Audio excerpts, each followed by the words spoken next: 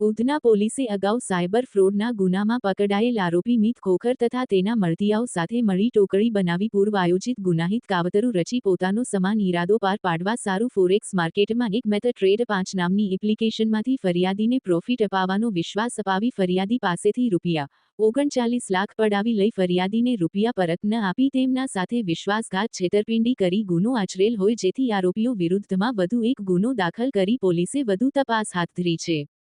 सूरत शहर police commissioner Anupamsinh Gahlot, police commissioner Wabang Jamir, नायब police commissioner Bhagirath Gadhvi, नायब police commissioner Chirag Patel, C division नाओए विश्वासघात तथा छेतरपिंडी तथा आई.टी. एक्टना गुनाओ आचरता ईसमो विरुद्धमां कायदेसर कार्यवाही करवा जरूरी सूचनाओ आपेल हती।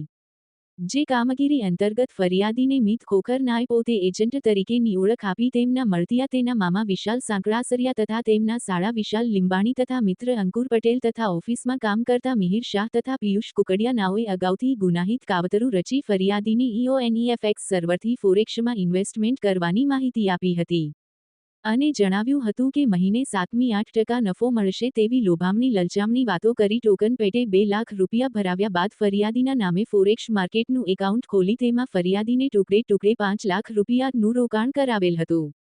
જે બાદ મિત ખોખરે ફરિયાદીને જણાવેલ કે EONEFX સર્વરમાં 7.8% નફો થાય છે જેના બદલે આપણે સિક્યોર FX સર્વરમાં 12% થી 14% નફો મળે તેવી લોભામણી વાત કરી ફરિયાદીનું ફોરેક્સ ટ્રેડિંગનું એકાઉન્ટ સિક્યોર FX સર્વરમાં ટ્રાન્સફર કરાવેલ હતું।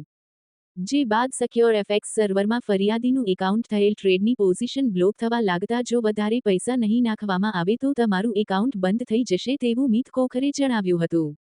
જેથી ફરિયાદી પોતાનું એકાઉન્ટ ચાલુ રહે તે માટે એકાઉન્ટમાં ટુકડે કુલ્લે 39 લાખ રૂપિયાની મતાનું રોકાણ કરાવેલ હતું। જે રૂપિયા ફરિયાદીએ પરત માંગતા ધાક ધમકીઓ આપી તારાથી થાય તે કરી લેજે તારા જેવા તો કેટલાય આવ્યા અને ગયા તેવી ધમકીઓ આપી રૂપિયા પરત ન આપી ફરિયાદી સાથે વિશ્વાસઘાત છેતરપિંડી કરેલ હોય વગેરે મતલબનો ઉધના પોલીસ સ્ટેશનમાં ગુનો રજીસ્ટર કરવામાં આવેલ। અગાઉ સાયબર ફ્રોડના ગુનાના તપાસ દરમિયાન મિત ખોખર તથા તેના સાગરીતો સાથે મળીને અન્ય સાથે લોકો સાથે પણ છેતરપિંડી ઘટના પોલીસ તપાસમાં સામે આવી રહી છે। જગદીશ ભરવાડ, ન્યૂઝ 14 સુરત। સુરત શહેરના ઉધના પોલીસ દ્વારા એક સાયબર ફ્રોડની તપાસ ચાલુ હતી। આ તપાસમાં એક આરોપીનું નામ મિત ખોખર કરીને છે। ત્યારબાદ એક ફરિયાદી પોલીસ પાસે આવે છે અને એણે એવી ફરિયાદ આપી કે આ મિત ખોખરને એણે 39 લાખ રૂપિયા આપ્યા હતા કે જે 39 લાખ રૂપિયા મિતે એવું પ્રોમિસ કરીને એની પાસેથી લીધા હતા કે એને 5 થી 7% વળતર દર મહિને આપશે અને આ રૂપિયા એણે કેશમાં લીધા હતા અને એને એવી સ્કીમ આપી હતી કે એ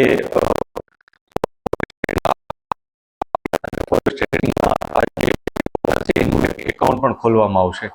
આ પ્રકારની એને સ્કીમ આપી હતી। ભોગ બનનારે જ્યારે મિતને કીધું હતું કે મને આ ફોરેક્સ ટ્રેડિંગ વિશે અથવા અલ્ગો ટ્રેડિંગ આના વિશે મને બહુ જાણકારી નથી, ત્યારે મિતે કીધું હતું કે આ બધી ચિંતા તું છોડી દે, મારું કામ એ છે કે જે પણ તારા પૈસા આવશે એને ફોરેક્સમાં કન્વર્ટ કરી એને એક પ્લેટફોર્મ ઉપર મૂકી અને એના ઉપર ટ્રેડિંગ કરવાનું। એના માટે મારી સાથે મારી બહુ મોટી ટીમ પણ હાજર છે। એ ટીમમાં એના મામા વિશાલ સાંકળાસરિયા, અંકુર પટેલ, વિશાલ લીંબાણી અને પીયુષ કુકડિયા, આ 4 જણાનું નામ એણે લીધું હતું। આ પ્રકારની સ્કીમ એને સમજાવી હતી અને જે ભોગ બનનાર છે એને એવું પણ કીધું હતું કે શરૂઆતમાં તું મને થોડા રૂપિયા આપ, પછી હું તને ધીમે ધીમે તને વળતર મળશે એટલે તને આઈડિયા આવી જ જશે। આ પ્રકારની વાત એણે સમજાવી હતી। ત્યારબાદ એણે એના નામનું એક એકાઉન્ટ ખોલ્યું અને એ એકાઉન્ટ એણે E1FX કરીને એક પ્લેટફોર્મ છે, સર્વર છે,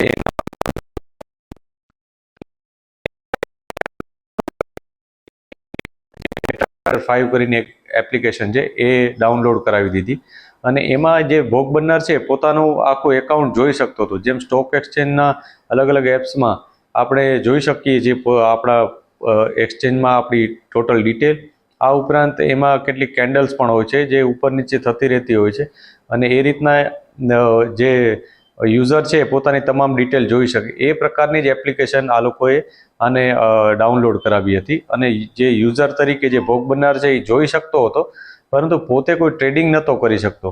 ન તો પોતે કોઈ એમાંથી વિથડ્રોવલ કરી શકતો, અને જ્યારે જ્યારે એને વિથડ્રોવલની જરૂર પડે ત્યારે એને કેશ એમાઉન્ટ અપાવી દેતો હતો આંગળીયા મારફત.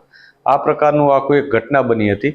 અને ત્યારબાદ ઘણો સમય એણે આવી રીતના ફેરવ્યું. ત્યારબાદ એને એવું પણ લાલચ આપી કે અત્યારે તને 7% જેટલું વળતર મળે છે, તું આ જ એકાઉન્ટ, આ જ વસ્તુ, આ જ પ્લેટફોર્મ છે એને એમના બીજા સર્વર સિક્યોર એફએક્સ કરીને એમનું બીજી ફોર્મનું સર્વર છે એનામાં શિફ્ટ કરી દે તો તને 8 થી 12%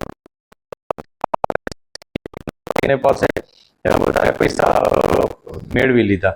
અને એ પૈસા પણ એ લોકોએ કેશમાં જ મેળવ્યા હતા અને એને ફોરેક્સનું જે ટ્રેડિંગ કરવાનું એમાં ટ્રાન્સફર કર્યા હતા. આ પ્રકારની હકીકત ભોગ બનનારે જણાવી.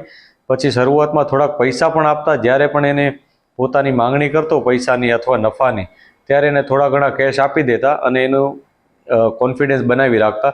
અને છેવટે જ્યારે ઘણો સમય થઈ ગયો પછી એકવાર એને બધા પૈસાની માંગણી કરી તો એ લોકોએ કીધું કે થોડાક દિવસ રોકાઈ જા. અને ત્યારબાદ એને અચાનક એવું કીધું કે અત્યારે ઇન્ટરનેશનલ અલગ અલગ ઇન્સિડન્ટ્સ એવા બન્યા છે કે અચાનક તારું એકાઉન્ટ ઝીરો થઈ ગયું છે. અને ઝીરો થઈ જવાથી એણે કીધું કે તારા તમામ પૈસા ધોવાઈ ગયા છે. એમ કરી અને ભોગ બનનારને સાથે છેતરપિંડી કરી, એનો વિશ્વાસ મેળવ્યો, એના સાથે ધોખાધડી કરી છે. અને આ કારણે ભોગ બનનારે આવી અને પોલીસ ફરિયાદ નોંધાવી છે. આવી રીતના અમે બહુ બધા લોકોનો સંપર્ક પણ કર્યો છે કે જે આવી રીતના ભોગ બન્યા છે. મારી મીડિયાના મિત્રો મારફત અપીલ પણ છે, કોઈ મિત્રો આવી રીતના ફોરેક્સ ટ્રેડિંગના નામે આવા કોઈ વ્યક્તિના સંપર્કમાં આવ્યા હો અને ભોગ બન્યા હો તો અવશ્ય પોલીસનો સંપર્ક કરો. આપના જે પણ એવિડન્સીસ હશે, જે પણ રજૂઆત હશે એ મુજબ જે પણ કાયદેસરની કાર્યવાહી થઈ શકે એ અમે કરીશું. કેમ કે અનેક લોકો આના ભોગ બન્યા હોઈ શકે એવું અમારું ચોક્કસપણે માનવું છે. ઘણા લોકો અમને કોન્ટેક્ટ પણ કર્યો છે, પરંતુ હજી સુધી કોઈ લેખિત રજૂઆત આવી નથી. જેવી પણ આવશે રજૂઆતો અમે એના ઉપર કાર્યવાહી કરીશું. અત્યાર સુધીની જે અમારી પાસે ડિટેલ છે એમાં MT5 જે પ્લેટફોર્મ છે કે જે RBI દ્વારા અનઓથોરાઇઝ જાહેર કરવામાં આવેલ છે RBI દ્વારા, અને RBI દ્વારા અનેક નોટિફિકેશન દ્વારા આ પ્રકારની અનેક પ્લેટફોર્મ છે એને ગેરકાયદેસર જાહેર કરેલ છે કે જેના ઉપર જે ટ્રેડિંગ કરવાનું હોય એ કોઈ પણ જાતનું સેબી અપ્રૂવડ નથી. જે પણ ટ્રેડિંગ થતા હોય છે સેબી અપ્રૂવડ પ્લેટફોર્મ ઉપર જ થતા હોય છે. એના સિવાયના જે પણ હોય છે એનું કોઈ કોન્ફિડન્સ લીગલ બેકગ્રાઉન્ડ નથી હોતું. અને અત્યાર સુધી અમારા ઇન્વેસ્ટિગેશનમાં એવું જણાયું છે કે આ લોકો